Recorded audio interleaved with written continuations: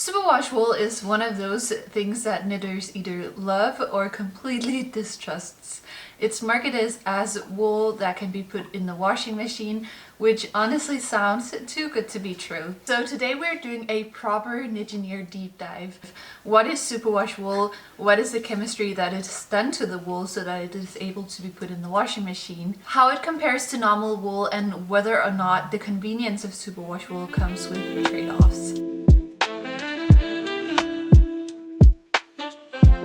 Hi, I'm Laura, a chemical engineering student who's completely obsessed with everything knitting and fiber science related. If you're new here, welcome. I make videos on knitting, but also everything fiber science and yarn science related.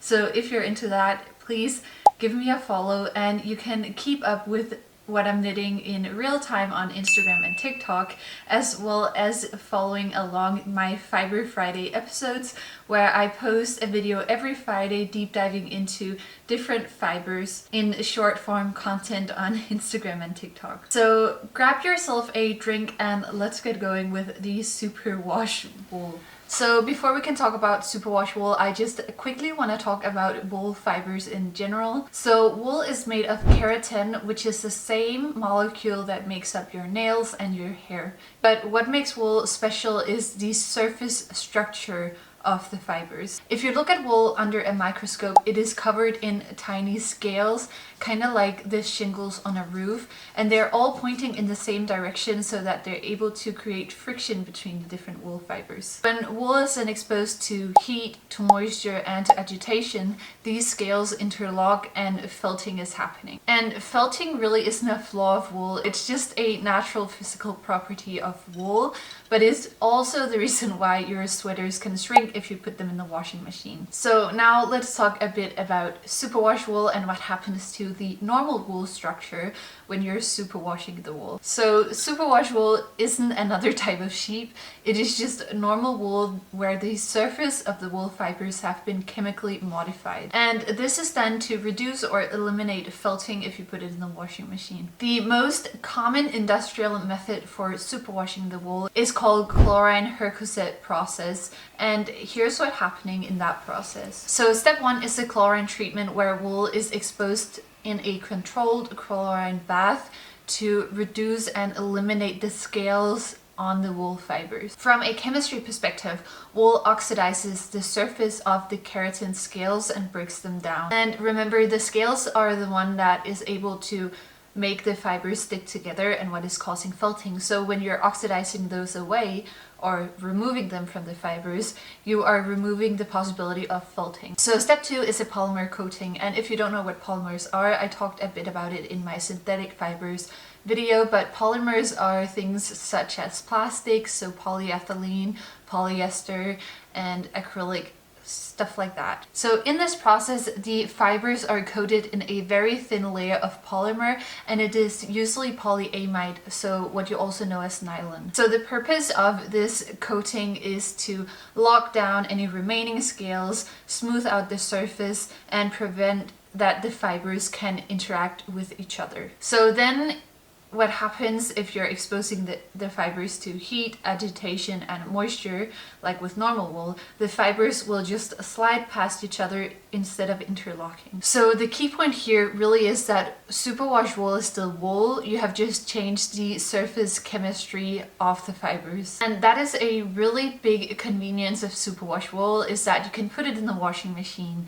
but that also comes with trade-offs, because you are changing the structure of the wool, and some of those properties that you like about wool is then gone. And this is really where knitters experience and notice the real difference that the superwash has made to the wool. So firstly, the elasticity of the memory of the wool is changed. So normal wool has great elasticity because of the scales in the fiber that can interlock with each other and create a very elastic material that will come back after being stretched out. Superwash wool tends to have less memory because you have removed those scales, so it is really not as elastic as normal wool. So because this superwash wool is less elastic and has way less memory, what knitters can experience when working with superwash wool is that the garments will stretch after washing, and with wear it will start to sag at like the elbows where it's being stretched out, and really that the garment is stretching under its own weight. The second parameter that knitters notice with superwash wool is that it has a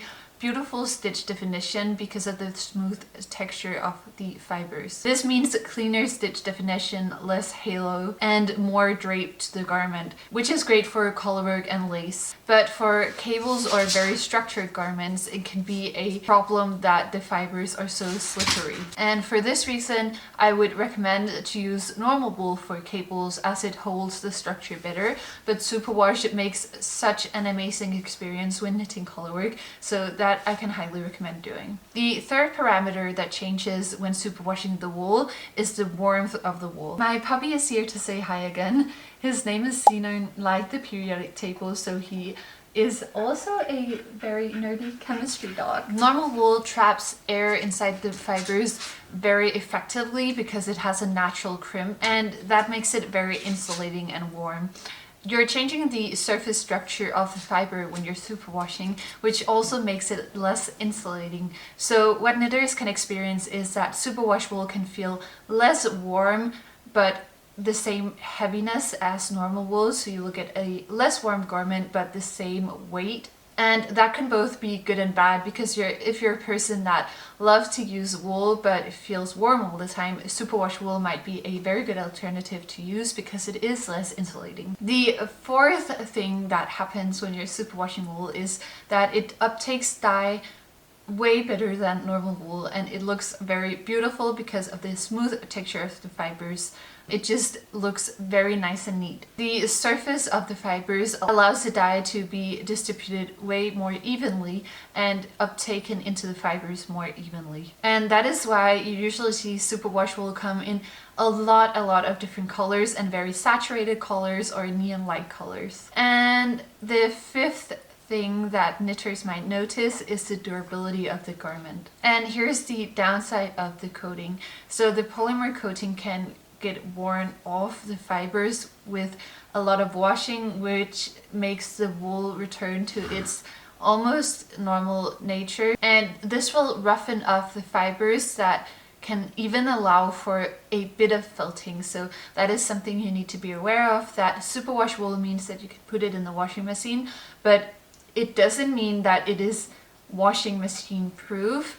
So it will still degrade over time, and at some point it will change the structure of the garment or the fibers, because the fibers will roughen up when the polymer coating is wearing off. And now, with all of my videos, let's talk a bit about the environmental impact of superwash wool. Traditional superwash wool uses chlorine, which can create some byproducts or other chemicals which are not great to get into nature. These are absorbable organic halides or AOXs. They are very persistent in their environment and they can be toxic to aquatic life. Furthermore, the chlorine use calls for extensive wastewater treatment that each yarn brand has to do, and even though there are a lot of legislation and regulation in regards to this, responsible mills do treat their wastewater carefully, but not all productions happen under the same regulations. Furthermore, the polymer coating that is made is synthetic, which means that it is non-biodegradable, and as you're washing your superwash garment in the washing machine, this will be released into the environment. And like with all synthetic fibers, this means that you're releasing microplastics into the environment. Furthermore, it makes it harder to recycle the garment, because normal wool can be compostable because it is an organic material, but since the superwash wool has the polymers, it is non-compostable either. And when you're talking sustainability, you gotta look at the overall process too. And superwash wool is adding a lot of water, heat, and processing to the wool, which has a higher impact on the environment, at least compared to untreated wool. So are there any better alternatives to superwash wool? Yes, and that is where the industry is slowly evolving and research is being done, but there's still a long way to go. Mills and researchers are, for example, exploring using enzymes to treat the superwash wool instead. And the aim of this is to modify the structure of the wool fibers without adding a lot of chemicals and synthetic chemicals to it. So is superwash wool bad? The answer is no, but there are trade-offs when using superwash wool. Superwash wool offers convenience, accessibility, and it is easier when making kids' clothes. Wool offers better elasticity, better retention, and it is biodegradable, so it is better for the environment. So neither one are better than the other in regards to knitting, but one of them is engineered for convenience and accessibility, and this has an impact on the environment and trade-offs with other properties. So superwash wool really is a perfect example of how chemistry can help solve a real-world problem, but still adding new questions and new problematics that you need to take into consideration. So when you understand what is happening on a fiber level, you can make better choices for your projects, for your lifestyle, and for the environment. And it really comes down to what you value as a person. So if you do value the convenience that superwash wool gives you, that is such a great choice. Whereas if you do value being more sustainable and taking care of the environment, using normal wool is the better option. And honestly, this is peak Knitgineering energy. So that was everything for this video. If you have any questions about superwash wool or other fibers, leave them down below and I would love to chat to you about it. Also, I've started the community tab on YouTube, so if you want to go be a part of that, that could be so nice. It is my small nerdy knitting community, and I will be posting questions and asking you guys about which type of videos, which fibers I should take a look at. So if you want to have influence in which kind of videos that come up, I would highly recommend going to the community tab and checking it out. I also asked you guys yesterday if you would be interested in written content, so I'm really looking forward to seeing what you guys think. But written content could be like this video about superwash wool, but just in written format so that you can go read about it. So yeah, let me know what you think. It's not anything that will replace the videos. It is just an addition to my channel and my brand. Thank you so much for watching, and I hope you enjoyed, and I will see you next time. Bye!